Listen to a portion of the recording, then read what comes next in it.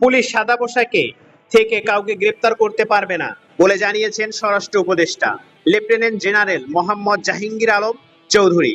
তিনি বলেন, কোনো অপরাধী ব্যক্তি যেন পুলিশের কাছে হয়রানির শিকার না হয়, আবার দোষী ব্যক্তি যেন ছাড় না পান।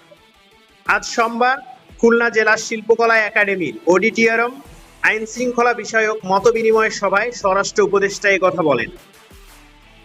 স্বরাষ্ট্র উপদেষ্টা বলেন, সাধারণ মানুষের মধ্যে মত জাস্টিসের নামে আইন নিজের হাতে তুলে নেওয়ার প্রবণতা দেখা যাচ্ছে।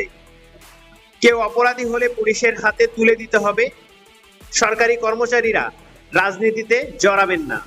স্বরাষ্ট্র উপদেষ্টা বলেন, 5 আগস্টের পর আইন শৃঙ্খলা রক্ষাকারী বাহিনীর কাজে যে অস্থিরতা ছিল সেটার উন্নতি হয়েছে, তবে তা জনগণের চাহিদা অনুযায়ী হচ্ছে না।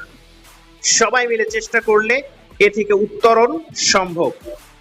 তিনি আরো বলেন, থানা থেকে লুট হওয়া অস্ত্রগুলি উদ্ধারের অভিযান চালালেও এ পর্যন্ত আশা অনুরূপ সংখ্যক অস্ত্র উদ্ধার হয়নি। এগুলো উদ্ধারের সঙ্গে আইন শৃঙ্খলা পরিস্থিতি উন্নতি ও অবনতি সম্পর্কিত থাকায় এ কাজের গতি বৃদ্ধি করা দরকার বলে জানান স্বরাষ্ট্র উপদেষ্টা। স্বরাষ্ট্র উপদেষ্টা বলেন, সমাজ ও রাষ্ট্রের বড় ব্যাধি হলো ঘুষ।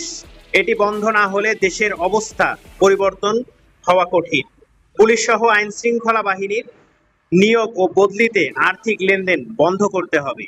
উপদেষ্টা বলেন, আমাদের পাশের দেশে অনেক মিডিয়া মিথ্যা ঘটনা তৈরি করে প্রচার করছে। আমাদের দেশের গণমাধ্যমগুলিকে সত্য ঘটনা তুলে ধরতে হবে, তাহলেই তাদের অসত্য প্রচার সবার সামনে দৃশ্যমান হবে। বাংলাদেশের সাম্প্রদায়িক সম্প্রীতির দেশ, এখানে সংখ্যাগুরু বা সংখ্যালঘু নেই। আমরা সবাই বাংলাদেশি, আইন সবার জন্য সমান।